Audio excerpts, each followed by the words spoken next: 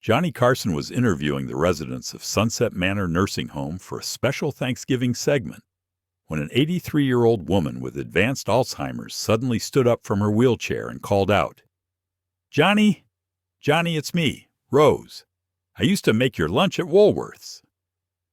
The Tonight Show studio fell silent as Rose Kellerman, who hadn't recognized her own children in 2 years, walked toward the stage with tears streaming down her face, her clouded eyes suddenly clear with recognition. But what Johnny Carson did next, abandoning his show to embrace a woman who'd shown him kindness 40 years earlier, would give her family the final gift of seeing their mother truly present one last time before she disappeared forever into the fog of forgetting. November 23, 1977. The Tonight Show was broadcasting a special pre-Thanksgiving episode at 11:41 p.m., featuring what Johnny called Giving Thanks to Forgotten Americans. NBC Studio One had been decorated with autumn leaves and harvest cornucopias, creating a warmer atmosphere than usual. Johnny wore his burgundy suit with the gold turkey pin that a fan had sent him, which he'd decided was perfectly kitschy for the occasion. The segment featured 12 residents from Sunset Manor Nursing Home in Burbank, all seated in a special section beside the band, their wheelchairs and walkers carefully positioned by the production team, who'd spent an hour ensuring everyone could see and be seen. The interview was going beautifully, with Johnny displaying his trademark ability to make ordinary people feel like stars. He'd spoken with Harold, a 91-year-old World War I veteran who'd shared stories about Thanksgiving in the trenches, and Margaret, an 87-year-old former Broadway dancer who'd performed a seated version of her signature routine. The audience of 300 was particularly engaged, many wiping tears at these elderly Americans sharing what might be their final television appearance. The nursing home's activity director, Patricia Coleman, stood nearby beaming with pride at how well her residents were doing under the bright lights. Ed McMahon had been especially moved by the segment, at one point walking over to hold the hand of a 93-year-old woman who'd mentioned she had no family left. Doc Severinsen and the band had prepared special arrangements of songs from the 1930s and 40s, music that made several of the elderly guests smile with recognition and tap their feet. The atmosphere was one of gentle nostalgia and respect, exactly what Johnny had envisioned when he'd proposed this segment against NBC executives' concerns about depressing holiday content. Everything was proceeding with clockwork precision. The interviews were touching but not maudlin. The elderly guests were coherent and charming, and Johnny was navigating the delicate balance of honoring their dignity while acknowledging their mortality. The show was creating exactly the kind of meaningful television Johnny occasionally fought for between the comedy and celebrity interviews. No one noticed Rose Kellerman in the third row of nursing home residents, slumped in her wheelchair, staring blankly at nothing as she had for the past 2 years. At exactly 11:47 p.m., as Johnny was thanking the nursing home residents for sharing their stories, a voice cut through the studio with startling clarity. "Johnny, Johnny, it's me, Rose. I used to make your lunch at Woolworth's." The voice came from the third row of elderly residents, from a woman who hadn't been interviewed, who hadn't even been expected to participate due to her advanced condition. Rose Kellerman, 83 years old and deep in the grip of Alzheimer's disease, was suddenly standing from her wheelchair with a strength that shocked her caregivers, her previously vacant eyes blazing with recognition and urgency. Patricia Coleman, the activity director, immediately moved toward Rose with professional alarm. According to Rose's medical charts, she hadn't recognized her own daughter in 2 years, couldn't remember her husband who died just 6 months ago, and spent most days unable to form coherent sentences. Yet here she was, standing on trembling legs, reaching toward Johnny Carson, with tears streaming down her weathered face, calling out with perfect clarity, "You remember me, don't you? The lunch counter at Woolworth's in Omaha. You were so skinny, always ordered tomato soup and crackers. 1937. Johnny Carson's reaction was instant and visible to the cameras. His eyes widened in genuine shock. His hand went to his chest, and his perfectly composed television face cracked with recognition. "Oh, my God," he said into his microphone, the words carrying throughout the silent studio. "Rose Kellerman from Woolworth's." The audience didn't understand what was happening, but they could feel the electricity of the moment. This wasn't part of the show. This was something else entirely, a collision of past and present that nobody had anticipated. Rose took a step forward, then another, her legs shaky but determined. Patricia Coleman tried to guide her back to the wheelchair, whispering urgently about safety and confusion, but Rose pushed past her with surprising force. "I'm not confused," Rose declared, her voice carrying the authoritative tone of someone fully present. "That's Johnny Carson, and I made his lunch every day for 3 years when he was working at the radio station. 25 cents for soup, 5 cents for crackers, and he always left a dime tip even when he couldn't afford it." Johnny Carson abandoned his position at the Tonight Show desk without hesitation, moving toward Rose with an expression nobody had ever seen on his face, a mixture of wonder, disbelief, and something raw that predated his television persona entirely. "Rose, it's really you," he said, reaching her just as her legs began to give out, catching her gently by the elbows and steadying her. "You remember me? How do you remember me?" His voice broke on the question, because everyone in the studio could see what was happening. A woman lost to Alzheimer's had found her way back through 40 years of fog to recognize someone from her past. Rose's daughter, Martha Kellerman Hayes, who had been sitting in the audience to watch her mother's nursing home group, stood up with a gasp that echoed through the studio. "She hasn't recognized me in 2 years, Martha called out, her voice cracking with emotion. "She doesn't know who I am, doesn't remember my children, doesn't remember Dad died. How does she know you?"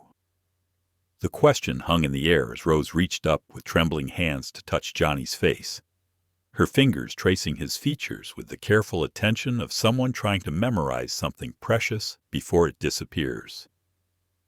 "You were such a sad boy," Rose said softly, her words picked up by Johnny's lapel microphone and broadcast to 20 million viewers. "You'd come in every lunch break from KFAB radio, always alone, always with a book. You told me once that nobody believed you'd make it in show business. I said, 'Johnny, you've got something special. You're going to make the whole world laugh someday.' You remember that?" Johnny's tears were flowing freely now, and he made no attempt to hide them. "I remember," he whispered. "You were the only person in Omaha who thought I'd amount to anything." The revelation deepened as Rose continued, her moment of clarity blazing bright. "December 15th, 1939.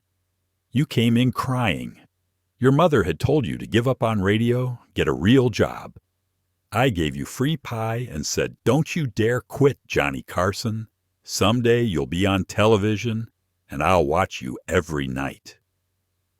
The studio audience was openly weeping. Ed McMahon had his head in his hands. Even the camera operators were struggling to keep their shots steady. Johnny Carson gently guided Rose to his guest chair, the same chair where presidents and movie stars sat, and knelt beside her, taking both her weathered hands in his. "Rose, you saved my life back then," he said, his voice steady despite the tears. "I was going to quit that day in 1939. I had my resignation letter in my pocket. But you gave me that pie and told me to keep going. I never forgot that." He turned to the audience, still holding Rose's hands. "This woman, when I was nobody, when I was making $11 a week and eating 1 meal a day, she fed me and believed in me. She's the reason I'm here." Patricia Coleman, the activity director, approached with medical concern, but Johnny waved her back gently. "Please, let her have this moment," he said, then turned to Martha, Rose's daughter. "Come here, please. Come sit with your mother." Martha rushed onto the stage, kneeling beside her mother's chair. Rose looked at her daughter without recognition, but patted her hand anyway, her attention still fixed on Johnny with that miraculous clarity. "This is your daughter, Rose," Johnny said softly. "Martha. She brought you here tonight. She loves you very much." "I don't know her," Rose said matter-of-factly, causing Martha to sob quietly, "but she seems nice." Then Rose turned back to Johnny with urgency, gripping his hands tighter. "I need to tell you something before I forget again. I can feel it going, Johnny. The fog is coming back. But I need you to know. I watched you every night until I couldn't remember how to turn on the television. Even when I forgot my husband's name, I remembered that boy from Woolworth's who made it big. You did it, Johnny. You made the whole world laugh, just like I said you would." The Tonight Show band began playing softly. "Auld Lang Syne," though it wasn't New Year's Eve, as Doc Severinsen wiped his eyes with his handkerchief. Johnny stood and announced to the audience, "We're going to take a break, but we're not going to commercial. I want to spend whatever time Rose has left in this moment with her. Cameras keep rolling. America needs to see this. What Alzheimer steals, and what love sometimes, miraculously, brings back." For 12 extraordinary minutes, Rose Kellerman remained present, holding court from Johnny Carson's guest chair, while 300 studio audience members and 20 million viewers witnessed something that medical science said was impossible. Johnny sat on the floor beside her chair, the king of late nights sitting at the feet of a lunch counter waitress, as Rose recounted stories from 1937 Omaha that Johnny confirmed with amazement. She remembered the color of the Woolworth's uniform, mint green, the price of every menu item, hamburger for 15 cents, and the name of Johnny's first girlfriend, Betty Mae Morrison. Martha held her mother's hand throughout, tears streaming as she heard her mother speak in complete sentences for the first time in 2 years. Then, at 11:59 p.m., as suddenly as it had arrived, the clarity began to fade. Rose's eyes started to cloud, her sentences became fragmented, and her grip on Johnny's hand loosened. "The young man, the radio boy, where did he?" She looked at Johnny without recognition, then at Martha with confusion, then around the studio with growing alarm. "Where am I? I want to go home. Where's Harold?" Harold was her husband, dead for 6 months. The miracle was ending, and everyone in the studio could see it happening. Rose Kellerman was disappearing back into the fog of Alzheimer's right before their eyes. Johnny didn't let go of her hand. Instead, he began talking softly, steadily, as if anchoring her to the present for as long as possible. "You're safe, Rose. You're with people who love you. You did something wonderful tonight. You remembered." Patricia Coleman and the nursing home staff moved in gently, preparing to help Rose back to her wheelchair, but Johnny insisted on helping her himself. He stood, supporting Rose's frail weight, and carefully guided her back to her wheelchair, kneeling once more to adjust her blanket over her lap. The studio was absolutely silent except for open weeping from the audience. The Tonight Show had gone 11 minutes over schedule, disrupting the entire NBC lineup, but no affiliate complained. The network executives watching from the control booth made no attempt to cut to commercial. Ed McMahon later said it was the only time in 20 years he saw the entire Tonight Show crew, cameramen, sound operators, stagehands, all crying at once. The Rose Kellerman incident triggered a national conversation about Alzheimer's disease that transformed research funding and public awareness overnight. Within 48 hours of the broadcast, the National Institute on Aging received $3.2 million in donations, with thousands of checks noting "for Rose" in the memo line. Johnny personally established the Rose Kellerman Memory Foundation, contributing his entire Tonight Show salary for the next 6 months. The Foundation's mission was to study those miraculous moments of clarity that Alzheimer's patients sometimes experience, hoping to understand and perhaps extend them. By 1980, the Foundation had funded breakthrough research on memory retrieval and emotional recognition in dementia patients. Martha Kellerman Hayes became an unexpected spokesperson for Alzheimer's families, traveling with Johnny to testify before Congress about the disease's devastating impact. She brought the videotape of her mother's Tonight Show appearance, showing legislators the woman Rose had been for 12 minutes versus who she was every other day. My mother gave Johnny Carson the courage to continue his career in 1939, Martha testified. 40 years later, he gave our family the gift of seeing her one last time. The testimony helped pass the Alzheimer's Disease Research Act of 1978, allocating $100 million to study the disease, a tenfold increase from previous funding. The Woolworths in Omaha, where Rose had worked, was scheduled for demolition, but after the broadcast, it was designated a historical landmark. They preserved the lunch counter where Rose had served Johnny, creating a small museum displaying photos of both their younger selves. The museum became a pilgrimage site for Alzheimer's families who found hope in the story of a woman who'd broken through the fog, even if only for minutes.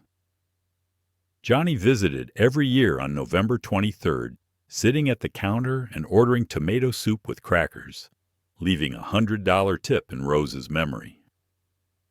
Rose lived for another 14 months after her Tonight Show appearance, never again achieving that clarity, but occasionally smiling when staff played recordings of Johnny's voice. Johnny visited her monthly, always bringing tomato soup from Woolworths, sitting with her even though she didn't recognize him. Martha later revealed that Johnny had paid all of Rose's medical expenses and upgraded her to a private room with a television that played Tonight Show reruns continuously, hoping familiar sounds might spark another miracle. The Rose Kellerman encounter exposed something profound about Johnny Carson that reframed his entire career. His success had been built on the foundation of one woman's faith in him during his darkest moment.